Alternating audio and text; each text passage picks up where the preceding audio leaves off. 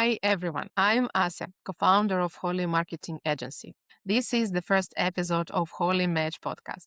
If you ever paid for collaboration with influencer and wondered where your money actually went, this episode is for you. Today, I'm sitting down with Rob Iaboni, VP of Brand Partnerships and Sales Operations at Fixated. Fixated is not a usual talent management agency. They manage creators, they do all the production, and also they own channels to distribute the content and make it actually travel. Recently, they acquired also another talent management agency, and it seems like they're building a real creator economy infrastructure itself. Today, we will dive deep into all of it, and I'm happy to welcome Rob. Welcome, Rob. Hi, nice having you here. I know that you have a biochemistry background. It's super interesting how you ended up in talent management space. Please share it with us. Yeah, absolutely. And thanks for having me here.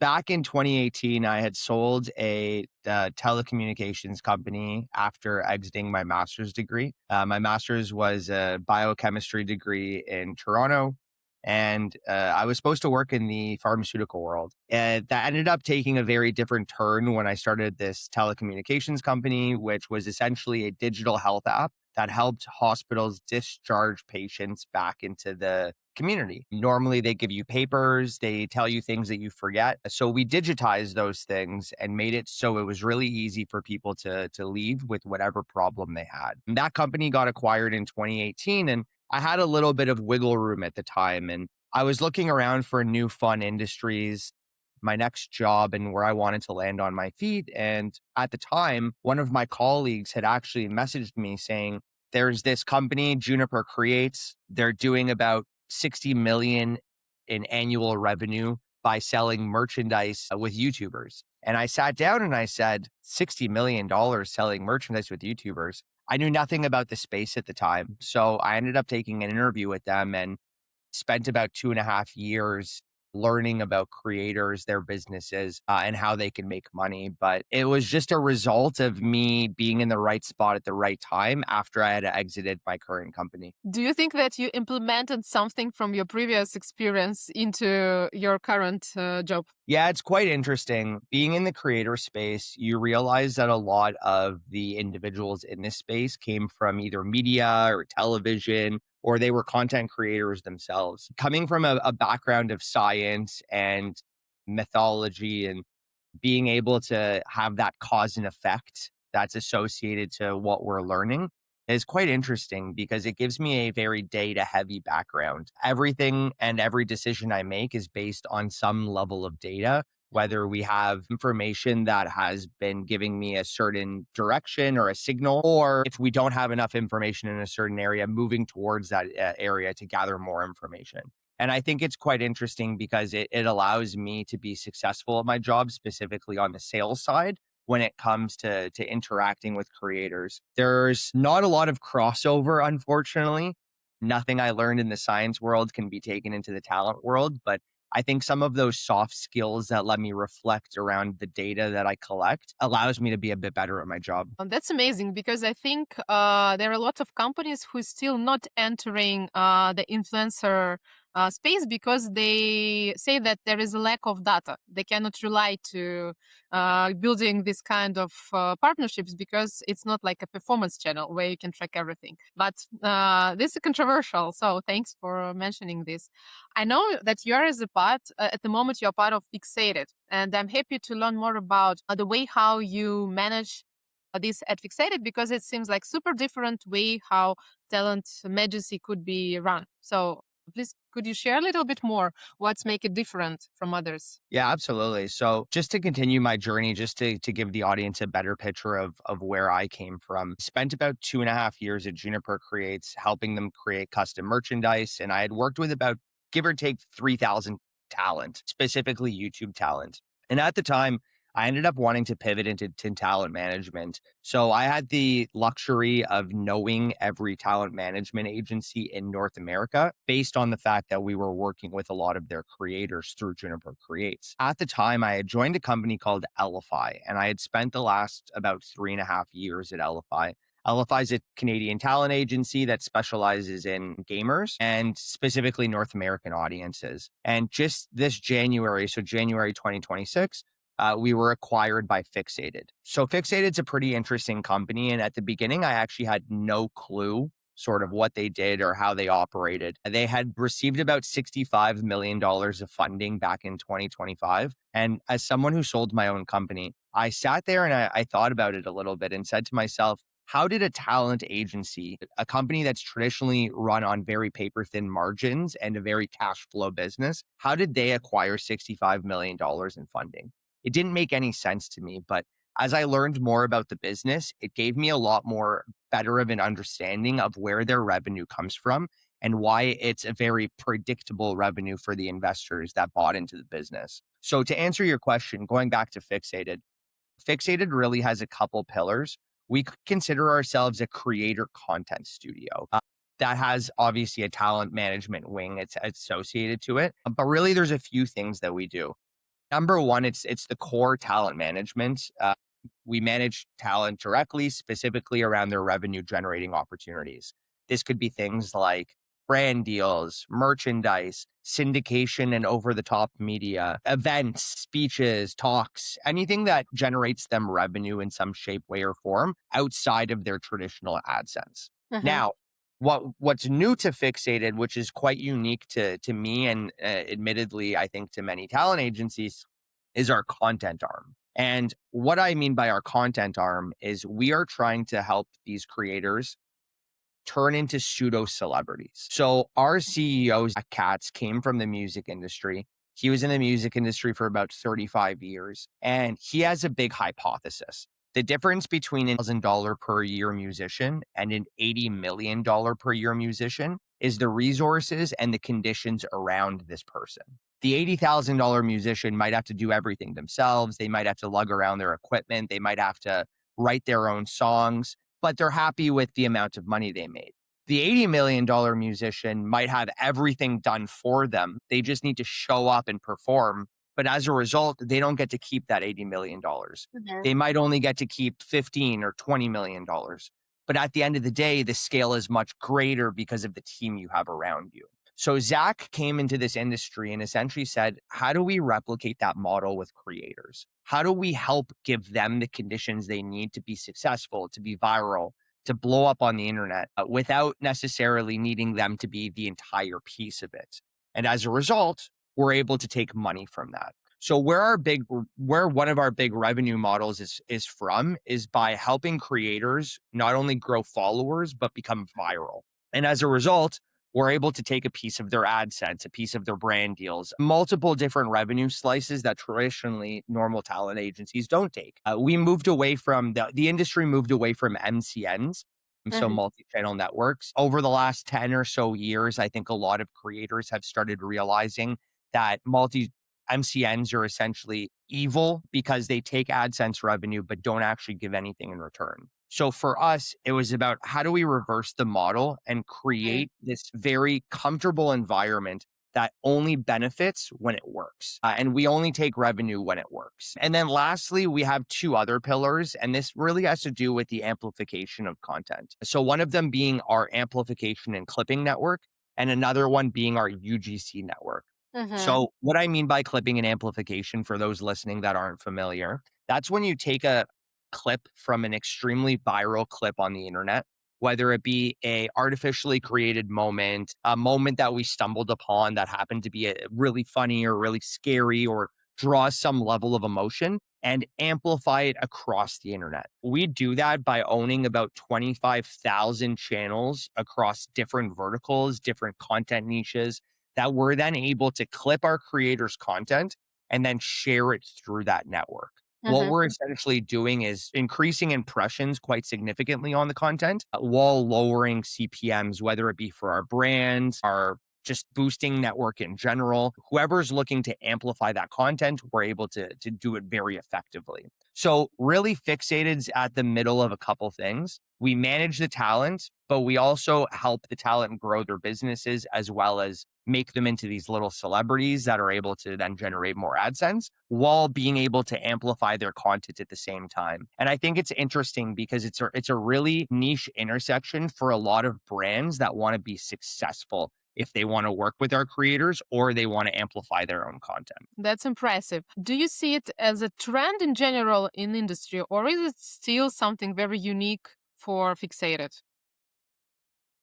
Yeah, great question. I think it has started to become more of a trend. Some of the larger LA and Texas based agencies have started realizing that some of these creators are going to overtake movie stars. They're going Mm-hmm. to overtake TV stars. Content creators, in my opinion, are the modern day celebrities. And by creating these very favorable conditions around them, it allows them to become the best versions of themselves. And obviously, as a talent management company, you want to be able to create not only the best version of your creator, but you want to give them business conditions that allow them to want to stick around with you because of the value that's being created. I think in today's day and age, agencies are being divided more and more based on the services they provide. And a lot of creators won't settle for mediocre. So it's about actually building that different business model outside of just the traditional, let's broker some brand deals together. Mm-hmm, mm-hmm. I totally agree. Yeah. I recently read some kind of reflections about Super Bowl, and there was a story about influencers when like superstars, like all traditional superstars entered the space, they were like good, but a small applause.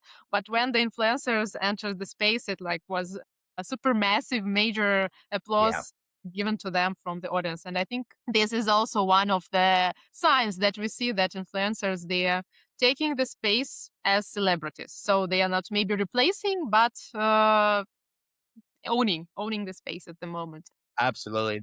They're definitely challenging the modern celebrity. And even when we look at content, it's quite interesting because I think content is starting to move into the direction of modern celebrities. We have YouTubers making movies. We have YouTubers making full out businesses that are out competing some celebrity businesses. The space is moving very quickly. And I think a lot of talent agencies need to keep up with the demand that's being required by these creators. Do you still have the focus on game influencers, or you have now like different verticals? Yeah, so when we got acquired, Amplify had focused mainly on gaming creators. We identified the gaming space as such a evolving space that has just so much money in it. I saw a stat the other day that if you were to combine the total revenue of the music industry and the movie industry together and multiplied it by two, you still wouldn't get to the total revenue of the gaming industry. So it's really interesting to see how it's evolved and what the gaming space has turned into in general. But we traditionally stuck in that space because of how much money was in the space. And obviously, with gaming creators, it's very easy and a natural fit to be able to market games to audiences. Now, Mm-hmm. with Fixated, we have taken a bit of a shift, even though we are still a majority gaming because we didn't lose any of our creators in the merger. We did acquire a lot of new categories: lifestyle, entertainment, documentaries, video series. We also have a lot of like family channels and a lot of people who are doing just general lifestyle, like DIY or homesteading, stuff like that. So we became a little bit more well rounded in this merger. But ultimately, I think with Fixated, our core goal is to work with creators who generate amazing content, Mm-hmm. content that can replace television, for example. The Mm-hmm. 20, 30, 40-minute episodes that instead of watching TV, you're now watching YouTube. Exactly. And we will be on YouTube as well. Yeah. You mentioned that the goal at Fixated is to make content viral. I don't know if you will agree or not, but viral content sometimes has something common, like or related to an accident. What exactly in your job is a luck, and what is engineered? What's like created to make it go viral? How do you do it? Yeah, we actually have a complete content production and scripting team now at Fixated. So this is actually something very new to me, only because the merger happened in January this year. We're only about 2.5 months away from that. So this content and essentially like scripting team, they help creators build out their entire script for videos. So from start to finish, where the camera is angle, what needs to be said, what reactions need to be done, which admittedly loses a bit of the magic when you know that that's happening in the background. When you're watching your favorite creator and it happens to evoke emotion, but then you realize later on that might not necessarily be something that was naturally created. It was artificially created. It is quite interesting. But obviously, the one thing that we learned about amplification and virality is you can't do it with a mediocre clip. It needs to be funny. It needs to be scary. It needs to invoke emotion. And when you're scrolling through Instagram or TikTok, unfortunately, the things that aren't evoking emotions won't be keeping your attention. Hmm. There's different, obviously, and this goes back to the biochemistry, but the second you evoke emotion, whether you're scared or you're happy or you're laughing, there's dopamine firing in your brain. And that's what's keeping you around watching the content. So without artificially evoking that emotion sometimes through our content and script writing team, the content may not just go viral. So it is an interesting balance of how do you artificially create amazing moments for the audience while still keeping natural to some degree to make sure you don't just feel like you're fully scripted. And it's definitely a fine line that needs to be balanced. But I think that as we evolve within the content creator space, we will be seeing more and more and more artificially created viral moments because that's just what's going to sell and propel on the algorithms of these platforms. So we can state in a way that we're moving in reality in the direction of being a TV. Yeah, exactly.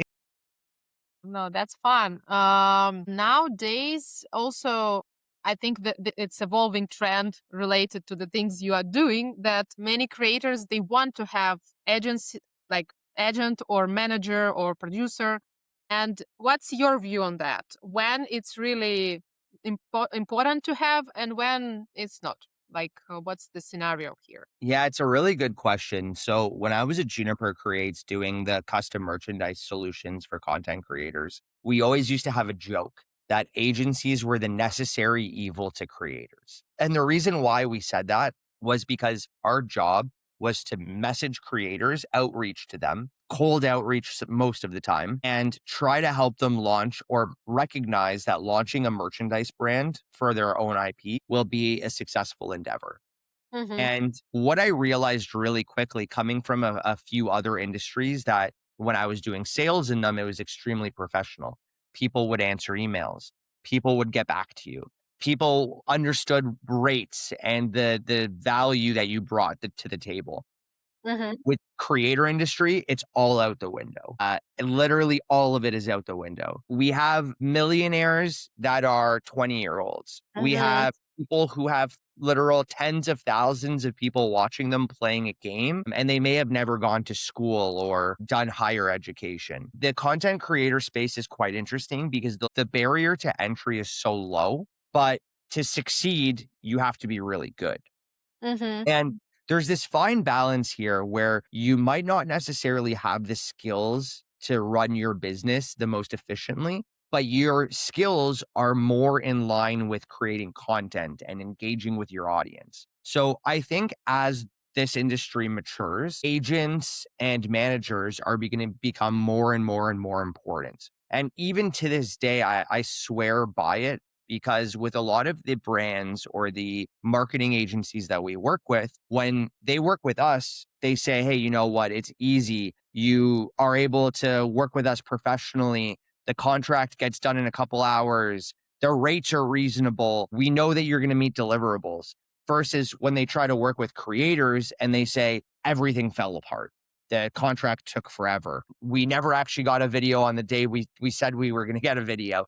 There's just a lot of mistakes that can happen when you work one to one versus coming to an agency and being able to work one to many with someone who takes the business extremely seriously. So it is interesting because I think as the industry evolves, managers are going to essentially become that necessary evil to most people. But I can almost guarantee that it's not an evil, but it is necessary. Maybe evil in terms of money, like cost, cost efficiency for brands. Yeah, maybe. Yeah, exactly. But I can relate to all of you mentioned because sometimes, yeah, when we deal directly with creators or influencers, it could be much more hassle to make them actually get their job done. Yeah, exactly. Yeah, that's interesting. And at the same time, I think this is also evolving trend, and we have many requests at Holy Marketing from our clients to start their own creator channels. So to own creators, to own content and run something like creator fabrics. It means that they have their particular ICPs, like target audiences, linked or mapped with creators. And they believe that owning all data, all the content helps them to succeed in terms that this connection with the audience is not as much transactional as if you work with influencers. I'm curious to know your thoughts on that. Where is it this strategy, when you can implement this strategy, or even do you work in this way with your talents? And when it's something that is hard, maybe hard to scale and hard to manage, because then you're still dealing with people, you're dealing with a team where you need to support them, and also you need to produce a lot of pieces of content to test it out what works or not. And for brands who is not familiar with the production, it might be painful. Like, please share your ideas. Yeah, so it's interesting because we do have a UGC arm to Fixated now. And what our UGC arm is doing is they're actually working with companies who don't want to post content on their own channels, specifically social channels, but want to whitelist other people to create content on new social channels that point back to the business. So a really big vertical that's been doing that a lot recently has been AI companies. So there's a Mm-hmm. lot of like AI learning companies or AI companies that help you with your homework or AI companies that they're like a version of ChatGPT, like a LLM. And what they're actually starting to do is they're contracting out UGC channels where they find a creator. It might not be a big creator. It might just be someone who wants to make UGC content, and they put them on a retainer. So they'll give them X amount of dollars, but the brand owns the channel.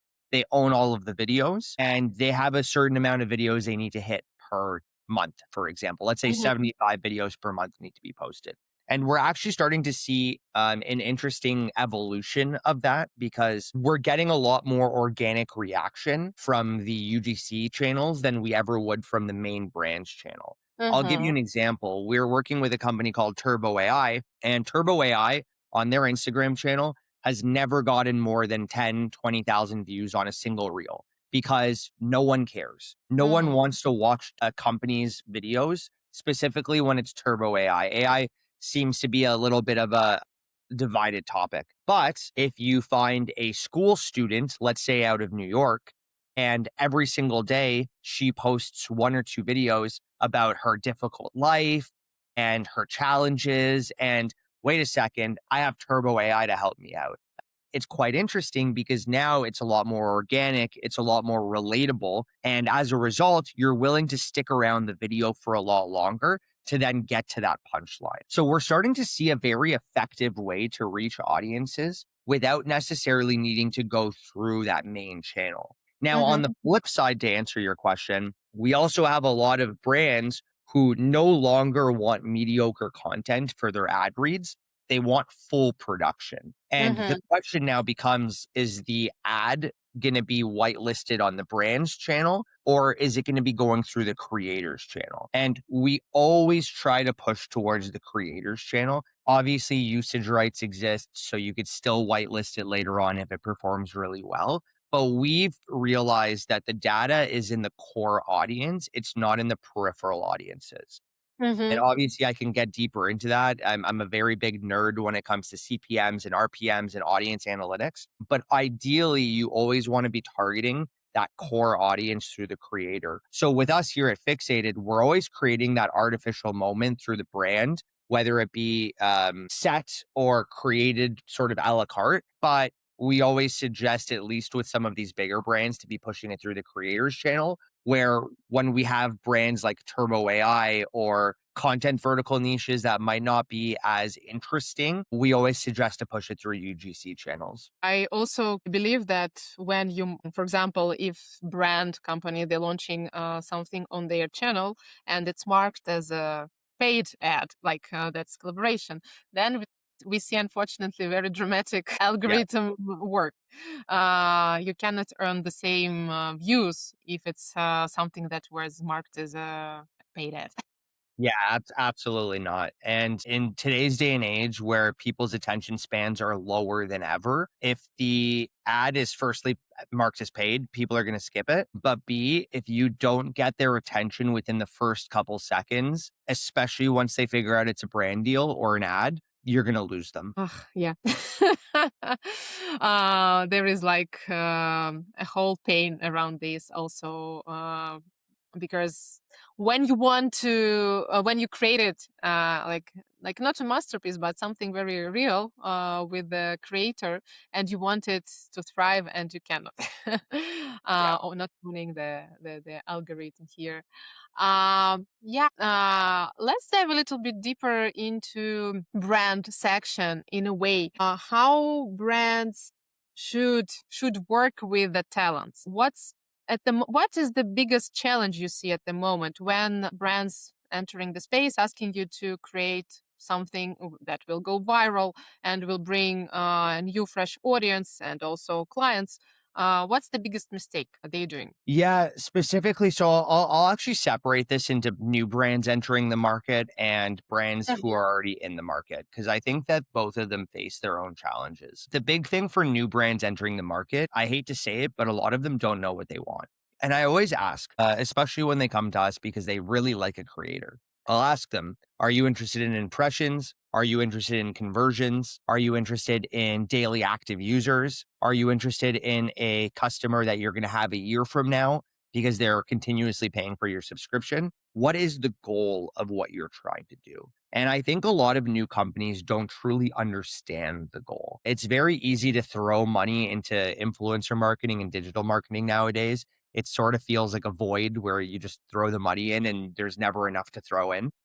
Yeah. But ultimately, it goes back to my sort of data background. You need to have some level of goal and you need to mark against that goal. So when I work with a lot of new brands, I usually try to separate them into different categories. If you're a product, you probably want your average order value to go up and you probably want your just general conversions to go up. If you're a piece of software, let's say like a VPN or an AI tool, you probably care that your customers not only buy into the product, but they don't churn off the product. A year Mhm. from now, they're still paying for it because ultimately you're looking for monthly and annual recurring revenue. And then lastly, if you have something like a game, you're just looking for either a daily active user, an upfront conversion. Maybe you're looking for a wish list.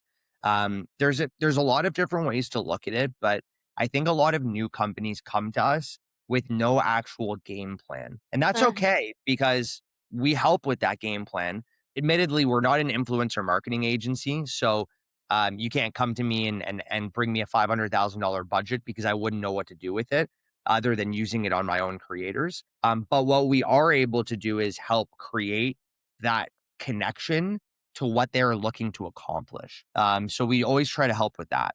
Now, there's the flip side of companies that have been in the space for so long. And Mhm. I think one of the challenges for them is it's not so much a challenge as a product of being in the space for so long. But I think a lot of some of our older partners, the partners that we've been working with 7, 8, 9 years, they have so much data. And the problem with having so much data is you become very clouded by that data and you have an inability to make decisions that you think might go wrong. So I'll give an example of that. We work with a lot of VPN companies. I'm sure that you could figure out which ones that won't actually try out new content verticals. They won't try out new creators that are new to the space because they've been burned by people in those exact same categories in the past. And as a result, it's completely off limits now for them to put money into. But The interesting thing is the creator industry is evolving very quickly and very slowly at the same time. I find that to be a creator nowadays that's successful, let's just talk about YouTube. To be a creator that's successful on YouTube, not only do you need to have amazing content nowadays, but there's also this like very, I don't want to say luck, but there's a lot of things that go behind becoming a successful and engaging YouTuber nowadays. 10 years ago, there wasn't as much. The barriers were a lot lower. If you Mhm. consistently posted content, you were probably going to be popular. Now, there is just so much content out there that if you're not the top of the top, you're not going to be getting views anymore. So I think a mistake that brands make that have been in the space for a while are they use their old bias to create new hypothesis where I think that putting 5% of your budget or putting a couple percent of your budget to trying things that have failed in the past are honestly, it's probably the best time ever to do that, just because of how the evolution of content and YouTube specifically has gone. Yeah. I totally agree. Also, we see the same patterns, I think, with the one audience who is actually, they still have no clue who is their audience. I think the key problem is there because when you don't know who is your consumer, who will buy your product, then you don't know where to go with it. And this is Exactly. like the general question of marketing. And they feel it like as a, I don't know, red pill that if they will spend their budget on influencers, then something should probably work out, but, Yeah. and might not as well. Yeah. And yes, another cohort of these companies, I think they utilize also like creators and influencers in the sense of like media buy. They think that they are investing in the like they're spending their budget into views and they like transactioning it into views and they want this kind of hard metrics. And if it's underperforming, then they think that it was not relevant and it didn't like went well. But actually, I think the best thing to how you can think about working with creators and influencers nowadays is that just each piece of content you create, it will still work for you even after 1 week, 2 weeks. And for YouTube, for example, it will be even 3 months. And that's something you're investing money for long term in like return of investment. And I think not everyone understand this because most of them they want here and now results.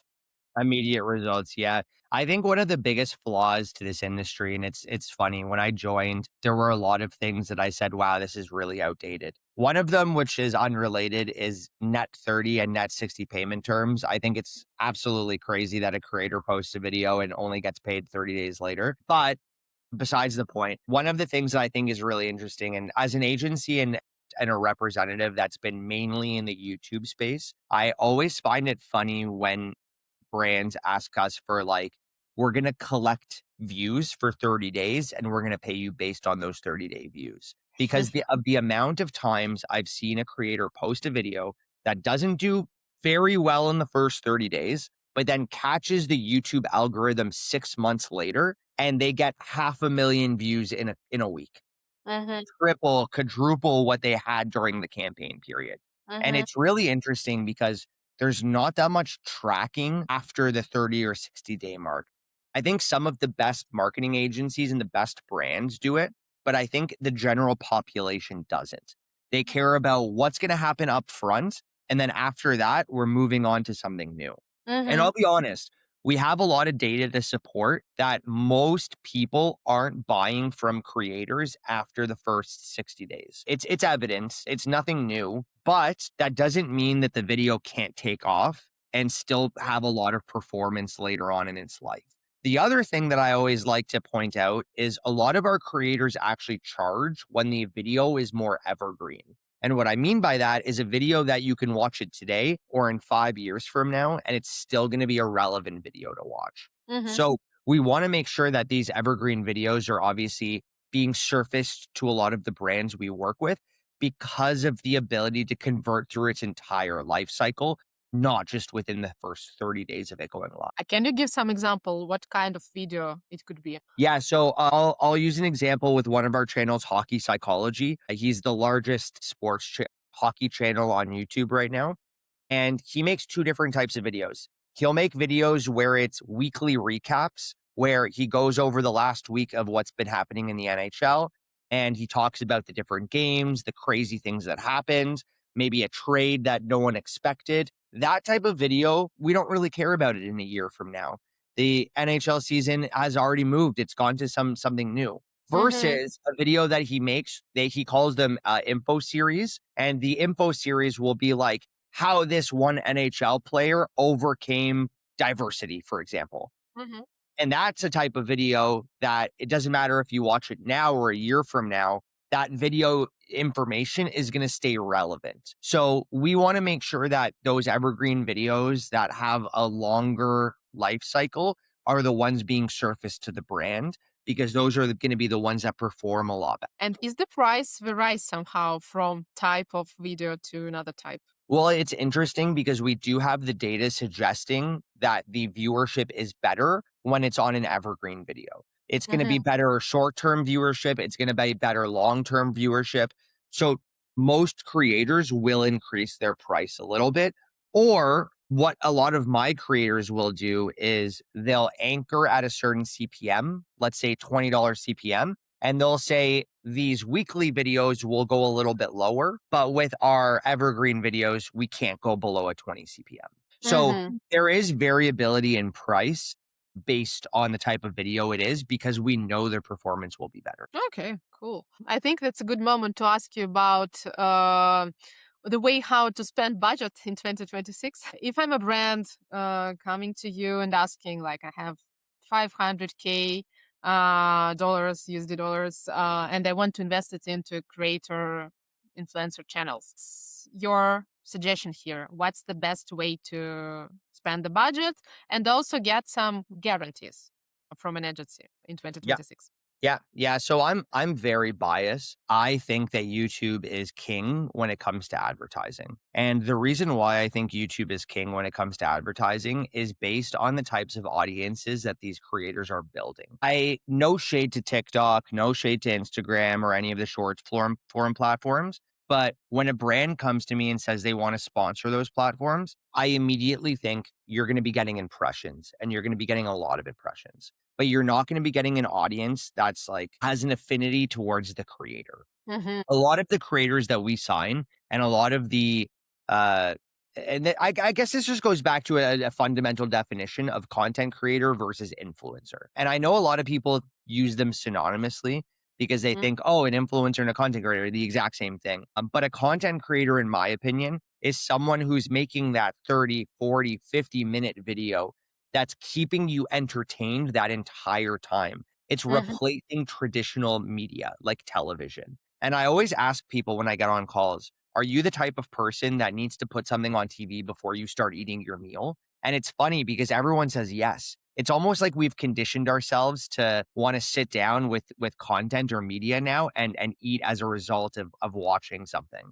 But with me specifically, I'm a big believer of YouTube because these audiences are a lot more closer to the creator. And as a result, when you try to sell them something, it's no longer just I'm going to look at this and I'm going to move on. It's Mhm. more of a I trust the creator. They provide value in the form of entertaining me or educating me or wasting my time, whatever it happens to be. There's a couple different categories that you can put them in, but they're providing value to that end audience user. So I traditionally suggest that YouTube, in my opinion, is again the best when it comes to pushing brands forward because of that long tail affinity that we have with our content creators. Now, that's not to say that TikTok and Instagram and short form doesn't have its place. If a brand like Coca-Cola came to me and said, "Hey, we want 50 million views on this campaign. What can you do?" I would almost always point them towards short form, Mhm. because Coca-Cola's end goal isn't conversion. It's to Mhm. give as many people eyeballs on their content as possible. And short form does that amazing because it's so easy to go through short form. The impressions are significantly higher than long form. And as a result, that campaign goal gets met a lot easier. With me specifically, I work with a lot of brands who don't care about impressions. They care about conversions. They care about Mhm. daily active users. They care about revenue that you could track through UTM links that drive directly to the business? And how do I get as many subscriptions as possible? And how do I get people to stick on my platform? And how do I get people to buy 1,000,000 of my headphones? And we always find, at least through my 7 or 8,000 brand deals I've done in my lifetime of being in this industry, I always find that YouTube converts better than short form ever will. So it's interesting, and answering your question obviously can go very, very deep.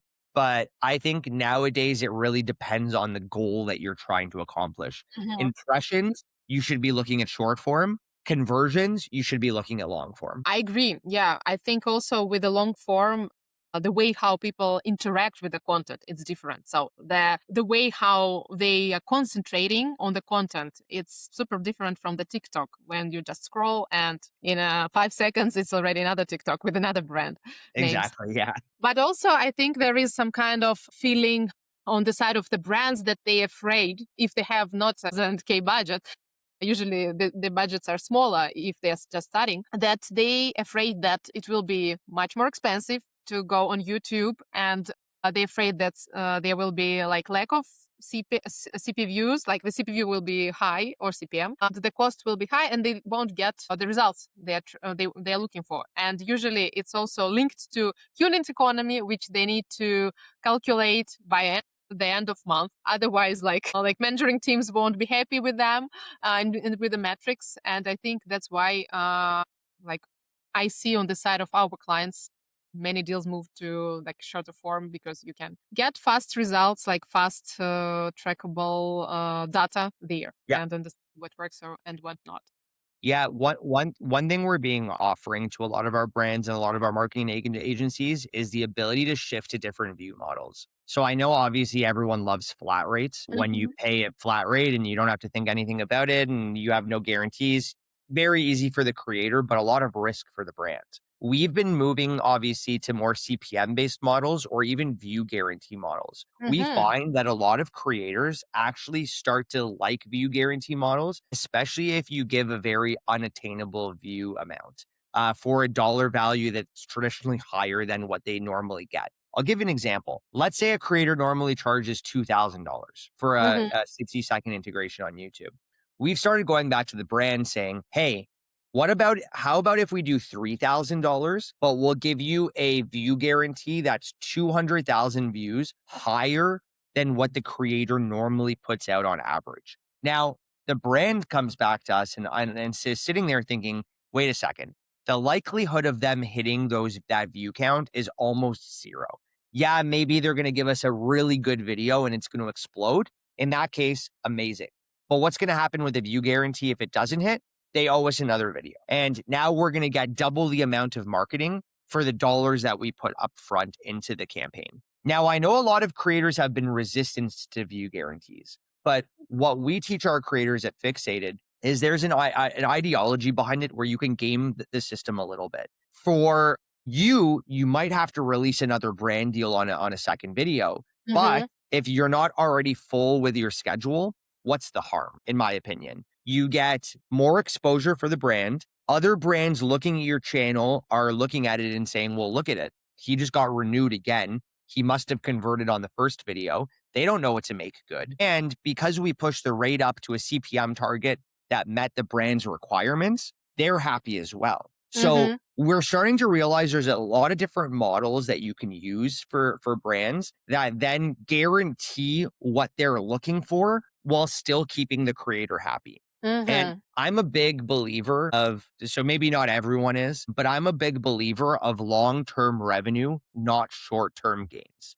when it comes to brand deals. And what I mean by that is a lot of creators, and I don't want to put shade to the LA-based agencies, but a lot of LA-based agencies will pitch their creators with this crazy high rate. And you're sitting there as a marketing agency saying, I would be crazy if I ever put this person in front of my brand. The rate is too high. This is it's no one's ever going to pay this.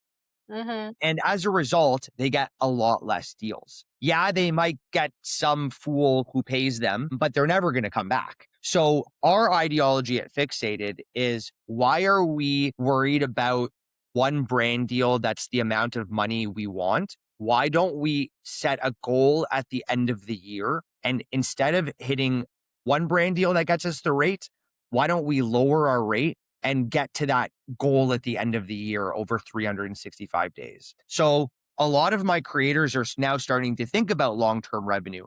They'll accept a deal if it's $1,000 less, because if they miss a video that's not sponsored, that means they have to work twice or three times as hard on the next couple of videos that need to be sponsored, or else Mhm. their end goal of revenue is going to be diminished. So I think it's about a mind shift in the industry. There's a lot of talent agencies that are starting to do this with their creators and making it a lot easier for brands to enter the market based on the conditions around the brand instead of being around the creator. Mhm.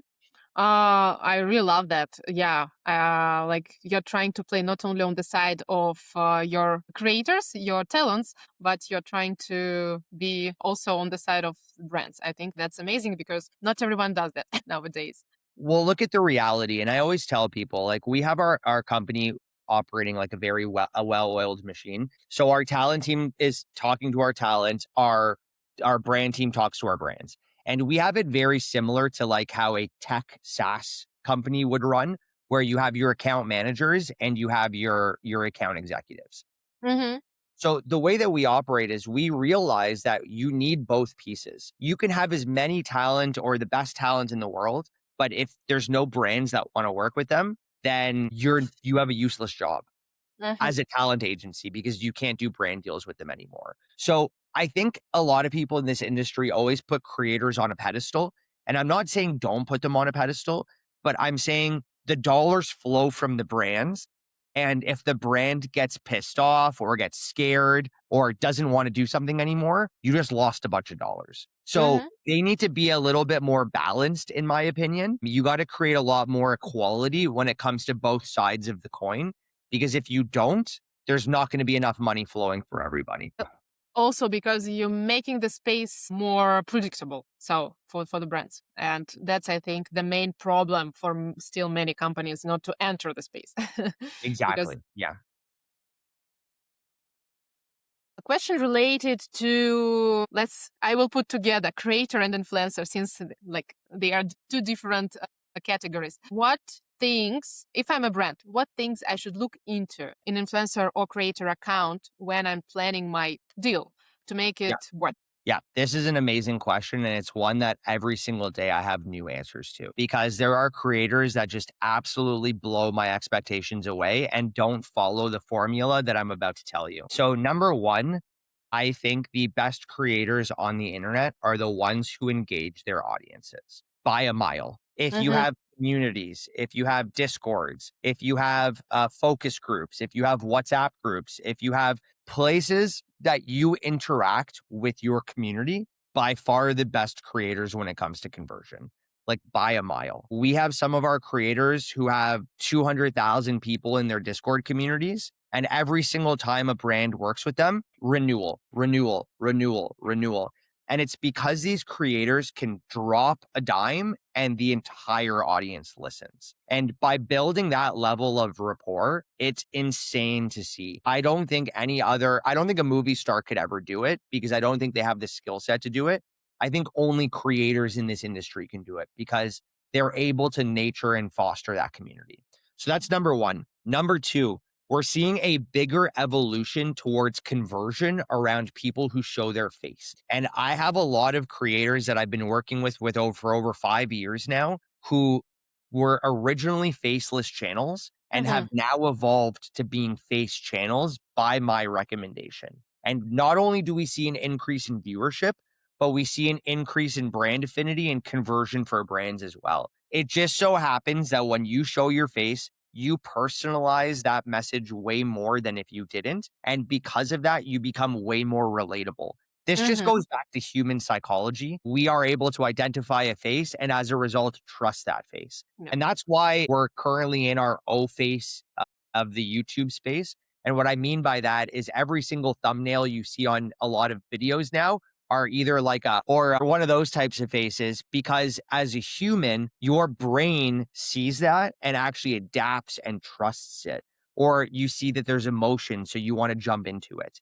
So the second thing I would say is someone who does something with their face, not someone who's a faceless channel. Faceless channels are, I think, are going to become even more difficult to sponsor because of the age of AI, where you Mhm. can easily make a channel or create content and never actually have to be in front of a camera. So I think you're going to lose a lot of trust with those channels, and as a result, you're not going to want to buy from them. And then the last one, and I think the last one's a nice to have. It's not a need to have, but I think specifically with my creators, I've started to notice a trend where when people skip their brand deals, they convert better. Mhm. And I'll give a very good example. We have a creator called M&J TV. He is one of the largest Pokemon creators on YouTube. He creates like pokey information videos. So, what's the best water type, as an example? And what he does for his brand deals is he created an alter ego called Grunty Boy. Now, if you know Pokemon, you know that there's the main characters, the protagonists, and they have a Team Rocket who are the bad guys. They're the ones who are always trying to steal the Pokemon. So he created an alter ego that's essentially part of Team Rocket. And when he does the brand deals, he sketches them out where he's talking to his alter ego about the product. So whether it's a mattress, whether it's a VPN, whatever it happens to be. And you almost feel like if you skip past the brand deal, you're skipping past content because of how funny and engaging it is. Like people in his audience want to see Grunty Boy more than they want to see Jay sometimes. And it's funny because he only comes out with Grunty Boy during brand deals. So we've created this world where it's unskippable now, too. Not Mhm. only does he show his face, not only does he have a really strong community, but now you've built unskippable content that the brand is now getting the best value from because it no longer feels like a brand deal. It feels like it's just part of what he does. And Mhm. we're starting to see the evolution of that grow more and more and more. And it's definitely separating the mediocre creators from the very good creators. Is it about like gamification or like another level of gamification of content, or is it something else? I think it's something else. I think gamifying the content is interesting and I think it works to some degree. But the way that we have our creators think about it is just going back to like something that's unskippable. How do Mhm. you create an ad or a brand deal that doesn't feel like a brand deal? Because we've all been there. You watch an ad on YouTube or on Instagram and you say, wow, that was really bad. Why would I ever buy from that? It's not even because the product is bad, it's because the brand ad is bad. So we have this misconception in our minds that the second you see bad content, you tie it to bad company. And I don't think a lot of people realize that we're more judgy than we've ever been in our entire history. So, how do you step your best foot forward to Mhm. create the best environment for your brand to succeed? And those skits or those artificially created moments that don't allow for skipping, I think are just so beneficial to what brands need right now. Okay, that's interesting. Examples.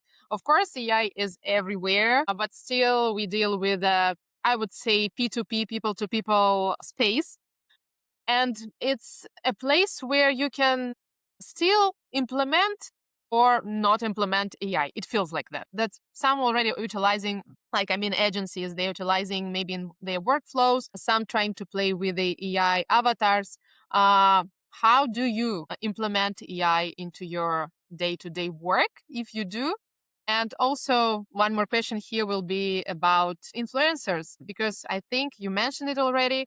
There are some channels where content could be created without a face, without a human, totally AI based. And you can see even their good views on these videos, like the number of followers will be pretty high. But what's behind that? Is it a real threat or not for creators today? Yeah, so I'll go into the first answer about around the tools that we use. So in our day-to-day, we use a few AI tools, not a ton. One of them is around our process flow. So we've automated our entire talent and brand team with brand deals. So when a brand deal gets entered into our CRM, AI is automatically queuing it into a queue. It's then spitting out a respective Slack channel. It's Mm-hmm. starting the financing. It's starting the contracting. It's doing that automated process that essentially is replacing a human. We no longer need a coordinator to do that. AI is doing it for us. Another thing that we use specifically for our creators is around thumbnails, script writing, and even some content itself now. There's a lot of our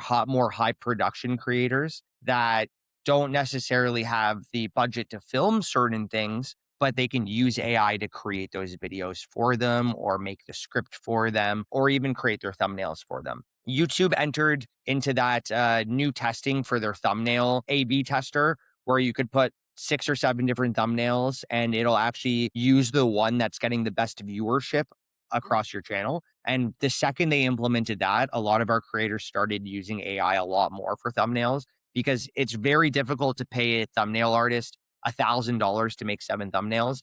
It's very easy to just have AI do it for free.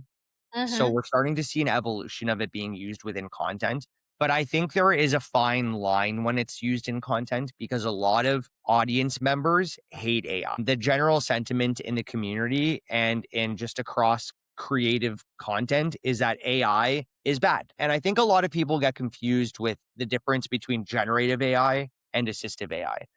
Generative AI automatically syncs any creator's content. If you use AI in your video, if you use it in your thumbnail and it's recognizable, if you're taking away the jobs of artists or musicians or some creative, it's bad. If it's assistive, like an LLM, where you have it help you with a script and write the script in your own writing and your own style, or you have it do something like analyze my analytics because I don't have enough time to do that myself. That I think has been getting away a little bit more just because it's assistive, not generative. It's not necessarily taking away someone's creative job. It's just helping someone be a little bit better. But in general, I think AI still has a very negative sentiment in this industry. We see about 20 new AI companies approach us per week. And out of those 20 AI companies, almost none of my creators ever want to work with them. And it's not because the tool is bad. And it's not because they don't like AI either. It's because audiences don't like AI. So I think AI is going to have a challenge in this industry because they're going to have to prove to the world that they're not trying to replace people's jobs. It's just trying to help sort of make everyone's life a little bit easier. But obviously it comes with its own risks because we have no idea where AI is going to go and what kind of jobs it's going to take over. And I think the unpredictability is what scares a lot of these creators and these audiences. Yeah, exactly. And trust is everything. That you cannot trust something, I think, still, which is not created by human. And you cannot ask anyone at the end of the day Exactly. why it was made. Yeah, thank you. And the last one, the very, very last one. What's your thoughts? What scenario do you see in 2-3 years about the ecosystem? What brands need to think about today, specifically? Where we're heading? Yeah, so I'll separate that into 2 parts. One is with creators and one is with brands. So, and this is going to be good for brands to think about the creator side as well because I think it'll set up the framework for how you should grow, at least if you want to listen to me. But obviously take everything I say with a grain of salt. With creators, I think the market is growing in a way where the production is only going to get higher and higher and higher. I think it's going to be way harder to become a creator in 2 to 3 years than it even is now. I think the barrier to entry is going to be a lot higher. And I think you're going to start seeing a lot of traditional movie and film companies enter the creator space because they have the infrastructure to succeed in it. There's a lot of our channels right now that are putting $30, $40, $50,000 into their videos just to get a video going on YouTube. The average person doesn't have $30, $40, $50,000 to invest in a single video. So we're starting to see this evolution of content getting a lot more high quality. And as a result, the barrier to entry is a lot harder.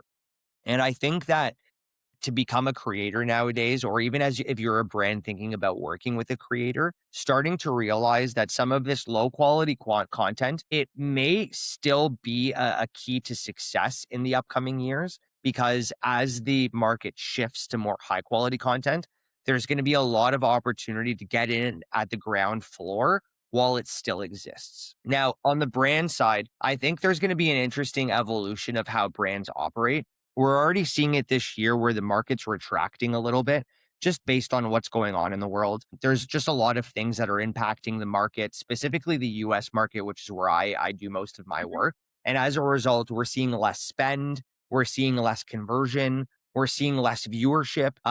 And the reality is that when stuff's going on in the world and you need to be doing other things, the last thing you're probably going to do is buy something off of a YouTube video that you might not even be watching because you have to work two jobs. So we're starting to see brands adapt that process by not pulling back on spend, but doubling down on what works. Mhm. We're starting to see this evolution where a brand might not try 20 new creators.